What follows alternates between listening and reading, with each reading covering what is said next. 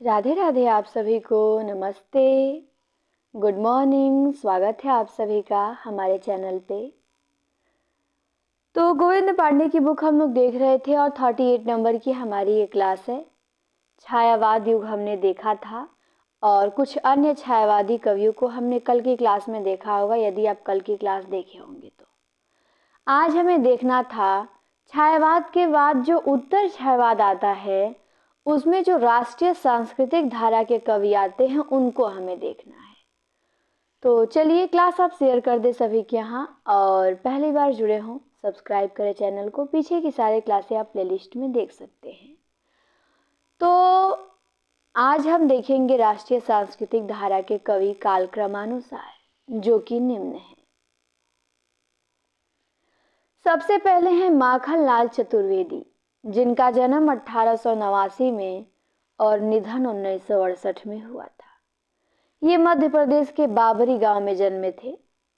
तो माखनलाल जन्म 1889 में और मृत्यु 1968 में। तो माखनलाल चतुर्वेदी मध्य प्रदेश वालों के लिए बहुत ज़्यादा इम्पोर्टेंट हैं, क्योंकि आप ही के यहाँ के ये कवि हैं, हम लोगों के लिए भी हैं, सबके लिए इम्पोर्टेंट है। पर यहाँ पे प्रश्न बन सकता है एमपी में इनसे।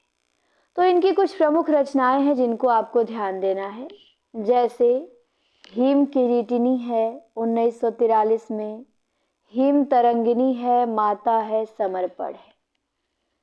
4 रचना यहाँ पे दी गई है, हिम किरीटिनी, हिम तरंगिनी, माता, समर्पण। तो माखनलाल चतुर्वेदी के बाद आते हैं सियाराम शरण गुप्त। सियाराम शरण गुप्त का जन्म हुआ था 1895 में और निधन हुआ था 1963 में। तो माखनलाल 1889 में, सियाराम शरण गुप्त 1895 में। इनकी प्रमुख रचना आप देखेंगे कौन कौन सी है। मौर्य विजय है 1914 में, अनाथ है, दुर्वादल है, विषाद है, आद्रा, आत्मोत्सर्ग, पाथेय, मृडमयी, बापू, उन्मुक्त, दैनिकी, नकुल, नोआखली। तो सियाराम शरण गुप्त की भी सभी रचनाएं बहुत इंपॉर्टेंट हैं। कोई भी इनकी रचना पूछ सकता है, तो आपको इनकी सभी रचना ध्यान देना है। फिर एक बार हम देख लेते हैं। मौर्य विजय, अनाथ, दुर्वादल, विषाद, आद्रा, आत्मोत्सर्ग, पाथेय, मृडमयी, बापू, उन्मुक्त, दैनिकी, नकुल। तो माखनलाल हो गए, सियाराम शरण गुप्त हो गए। इसके बाद आते हैं बाल कृष्ण शर्मा नवीन। किसको देखेंगे हम? बाल कृष्ण शर्मा नवीन को। इनका जन्म हुआ था 1897 में और निधन 1960 में। इनकी रचना कौन कौन सी है? तो कुमकुम है, रश्मि रेखा है, अपलक है, क्वासी है, हम बिस्पाई जन्म के, बिनोवा स्तवन, उर्मिला। तो नवीन का जन्म 1897 में हुआ था। इन्होंने कौन कौन सी रचना लिखा है? कुमकुम, रश्मि रेखा, अपलक, क्वासी, हम विस्पाई जन्म के, विनोवा स्तवन, उर्मिला। नवीन की भी आपसे कोई भी रचना पूछी जा सकती है, तो सब ध्यान देना है। इसके बाद है सुभद्रा कुमारी चौहान। सुभद्रा कुमारी चौहान का जन्म हुआ था 1905 में, कहीं कहीं 1904 भी मिलता है, 4-5 दोनों मिलता है इनका। निधन इनका हो गया था 1948 में, 44 साल की उम्र में इनका निधन हो गया था। और इनकी 2 रचना है, त्रिधारा और मुकुल। तो ध्यान देंगे, इनकी भी सभी रचना इंपॉर्टेंट है। त्रिधारा, मुकुल 2 ही रचना ही लिखी हैं ये। तो इनकी विधा भी पूछ सकता है, काव्य है।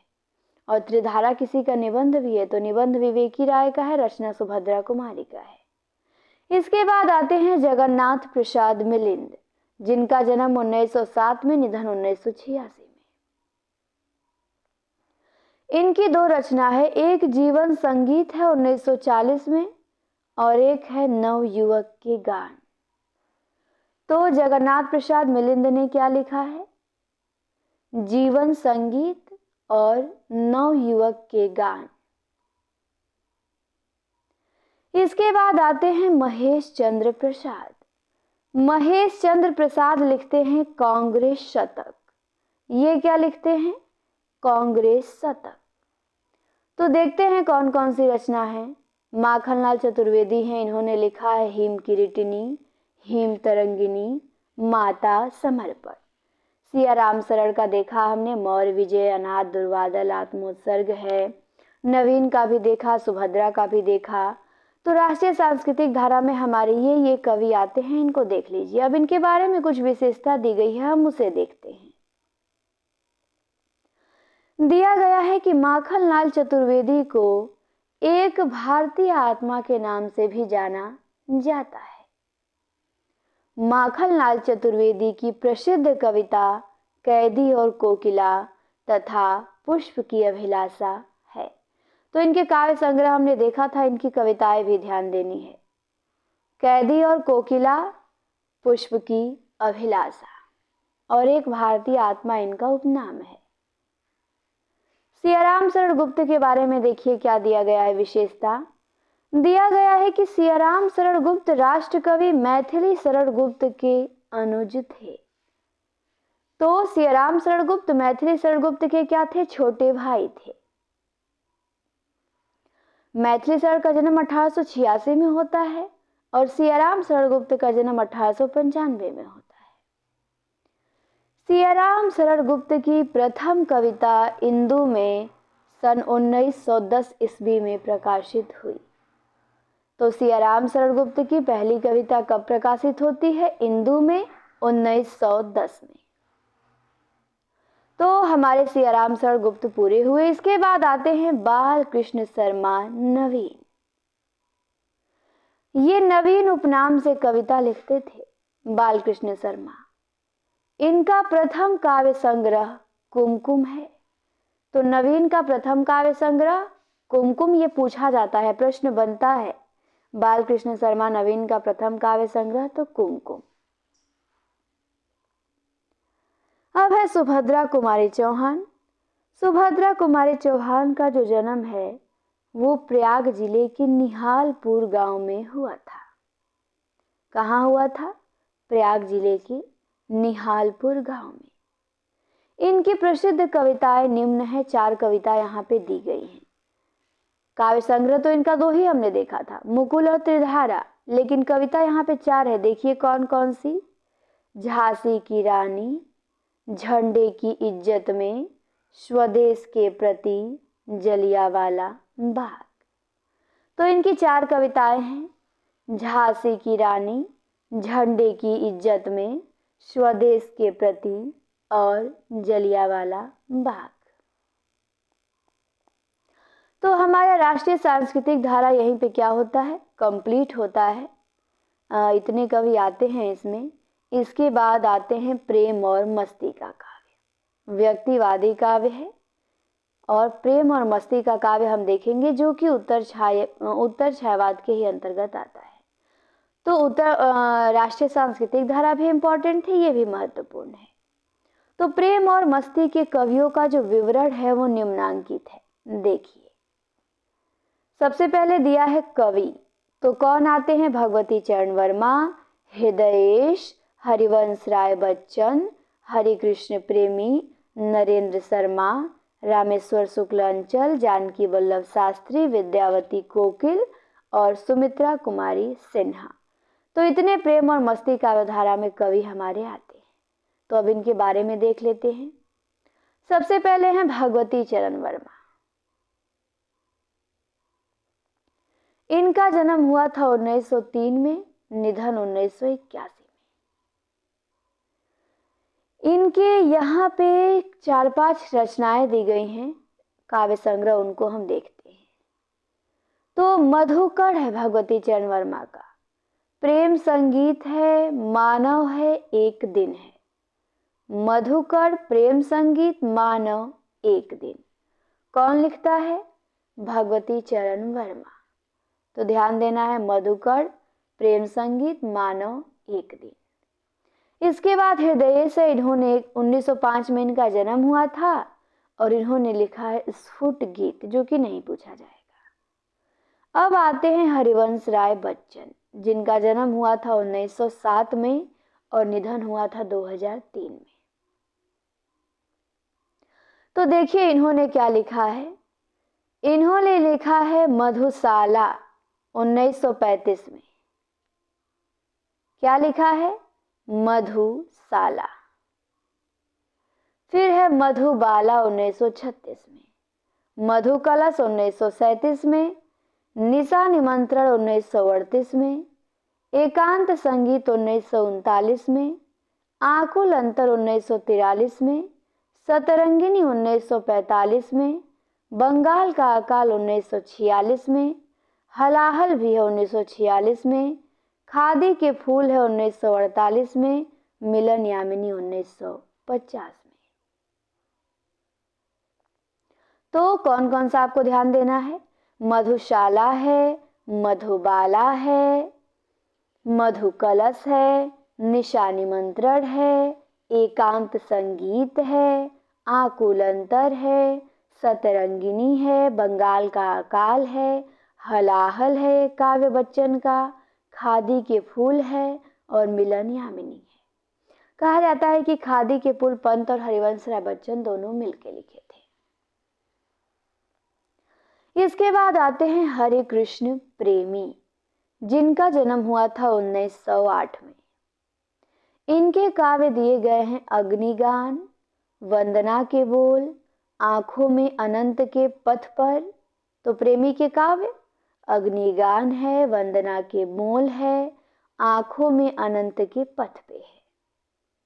फिर है हमारे नरेंद्र शर्मा। नरेंद्र शर्मा का जन्म हुआ था 1913 में और निधन 1991 में।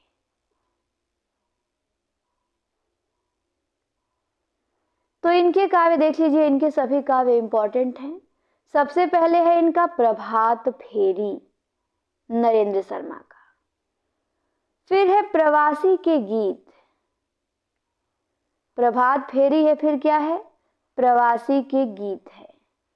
फिर है पलाश वन, फिर है मिट्टी और फूल, कामिनी, हंसमाला, रक्तचंदन, अग्निशस्त्र। तो ये सभी रचनाएं नरेंद्र शर्मा की हैं।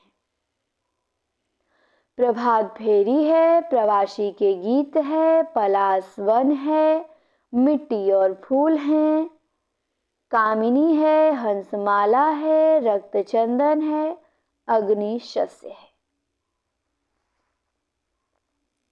इसके बाद आते हैं रामेश्वर शुक्ल अंचल, जिनका जन्म 1915 में, निधन 1996 में। इनकी रचना देखिए कौन कौन सी हैं। मधुलिका है 1938 में, अपराजिता है, किरण बेला है, करील है, लाल चूनर है, वर्षांत के बादल है। तो अंचल की कौन कौन सी रचना है, ध्यान देंगे। मधुलिका, अपराजिता, किरण बेला, करील, लाल चूनर, वर्षांत के बादल। इसके बाद आते हैं जानकी वल्लभ शास्त्री, जिनका जन्म 1916 में हुआ था। इन्होंने लिखा है रूप अरूप, तीर तरंग, शिप्रा, मेघगीत, अवंतिका। तो शिप्रा इनका ध्यान देंगे आप और मेघगीत ध्यान देंगे जानकी वल्लभ शास्त्री का। रूप अरूप है, तीर तरंग है, शिप्रा है, मेघगीत है, अवंतिका है। इसके बाद है विद्यावती कोकिल। तो विद्यावती कोकिल की कौन कौन सी रचना है? अंकुरिता है, माँ है, सुहागिन है, पुनर्मिलन है, आरती है। तो विद्यावती कोकिल का आपको माँ ध्यान देना है और सुहागिन ध्यान देना है। इसके बाद आती हैं सुमित्रा कुमारी सिन्हा। इनकी क्या क्या है? तो इन्होंने विहाग लिखा है, आशा पर्व लिखा है, पंथिनी लिखा है, बोलो के देवता लिखा है। तो विहाग, आशा पर्व, पंथिनी, बोलो के देवता। तो सुमित्रा कुमारी सिन्हा का कोई भी इंपॉर्टेंट नहीं है रचना, इनका बिल्कुल ध्यान नहीं देना है। अब आते हैं हम आगे। दिया है कि हरिवंश राय बच्चन को हिंदी साहित्य में हालावाद का प्रवर्तक माना जाता है। इन पर उमर खयाम का सर्वाधिक प्रभाव पड़ा है। तो ये प्रश्न अच्छा है, आपको ध्यान देना है कि हरिवंश राय बच्चन पे किसका प्रभाव है? उमर खयाम का। और हालावाद के प्रवर्तक कौन है? तो हरिवंश राय बच्चन है। तो इस प्रकार हमारा उत्तर छायावाद है। और दिया है कि बच्चन जी को हिंदी का बायरन भी कहा जाता है। तो हिंदी का बायरन हरिवंश राय बच्चन को। फिर है कि रामेश्वर शुक्ल अंचल को हिंदी में मानसलवाद का प्रवर्तक कहा जाता है। तो रामेश्वर शुक्ल अंचल जिनको हम लोग पढ़े थे प्रेम और मस्ती में, तो ये मानसलवाद के प्रवर्तक हैं। हरिवंश राय बच्चन हालावाद के हैं और रामेश्वर शुक्ल अंचल मानसलवाद के हैं। तो ये दोनों आपको ध्यान देना है। और हिंदी का बायरन किसे कहा जाता है? तो हरिवंश राय बच्चन को मोस्ट है ये दोनों। चलिए आगे आते हैं। आगे दिया है छायावाद के हास्य व्यंग्यकार कुछ कवि हुए, उनको हम लोग देख लेते हैं। तो इनकी कुछ रचनाएं ही देखना है, ज्यादा कुछ देखना नहीं है। तो इनमें हमको क्या देखना है? ईश्वरी प्रसाद शर्मा है। कौन है? ईश्वरी प्रसाद शर्मा। तो इन्होंने लिखा है चना चबेना 1924 में, हास्य व्यंग्य रचना है। तो ईश्वरी प्रसाद शर्मा को आप ध्यान देंगे, चना चबेना। इसके बाद है हरिशंकर शर्मा, इनको भी ध्यान देना है। इन्होंने लिखा है पिंजरा पोल और चिड़िया घर। तो हरिशंकर शर्मा की दो रचनाएं हैं, पिंजरा पोल है और चिड़िया घर है।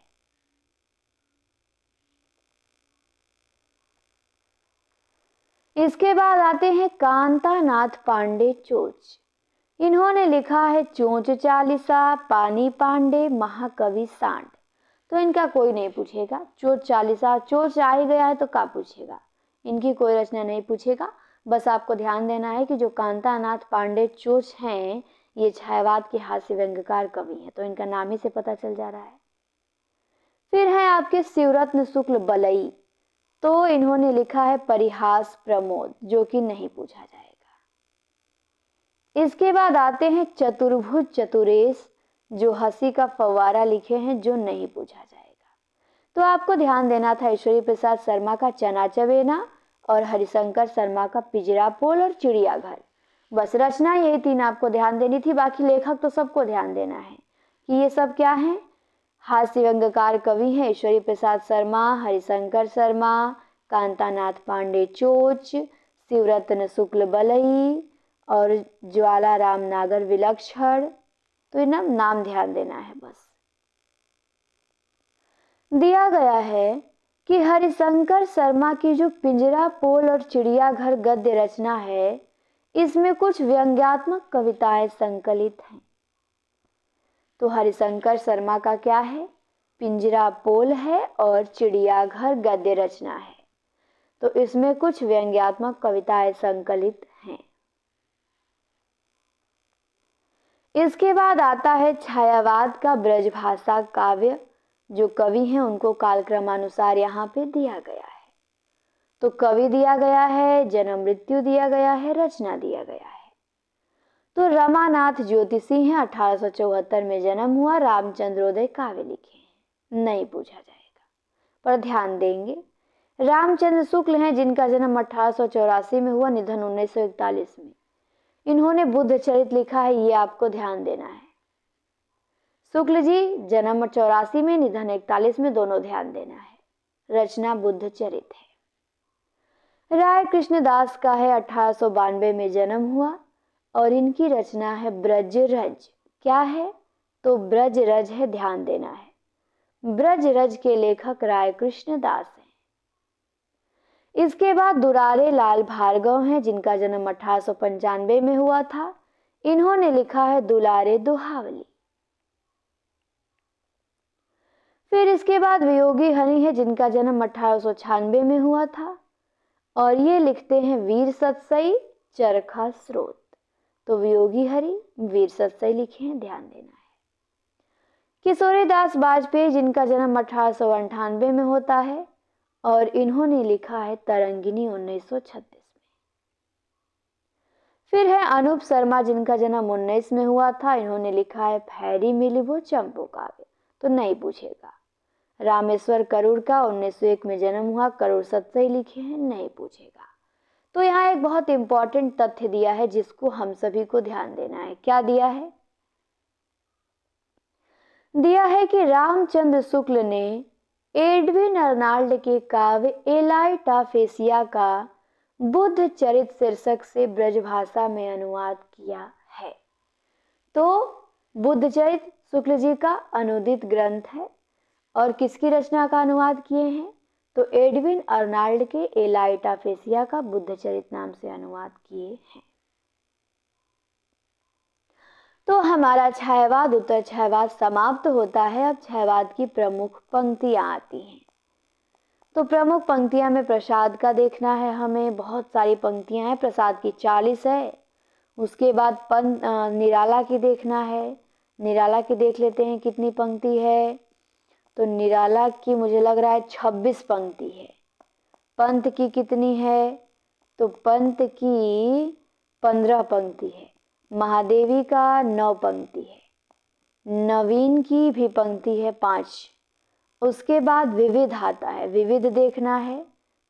उसके बाद हमारा आ जाएगा छायावादोत्तर काल। तो देखते हैं कि एक क्लास में समाप्त होता है कि 2 क्लास ले लेता है ये पंक्ति। फिर छायावादोत्तर में हम एंट्री कर जाएंगे। प्रयोगवाद, प्रगतिवाद, नई कविता, हमको सब देखना रहेगा। तो प्रसाद जी हैं हमारे, बहुत बड़े इनकी पंक्तियां कई ठो दी गई हैं। तो चलिए पंक्तियों को हम देखेंगे एक क्लास में। ठीक, एक ही क्लास में देखा जाएगा सारी पंक्तियों को। इस पे यहीं पे ब्रेक लगा देते हैं, क्योंकि अब देखेंगे तो वही 2 भागों में हो जाएगा पंक्ति, वैसे एक ही क्लास में समाप्त हो जाएगा। तो क्लास देखने के लिए आप सभी को बहुत बहुत धन्यवाद। मिलते हैं हम आपसे अगली क्लास में। क्लास पसंद आई तो शेयर करें, कमेंट करें और 10 बजे फिर आपको आगे का इसका वीडियो मिलेगा।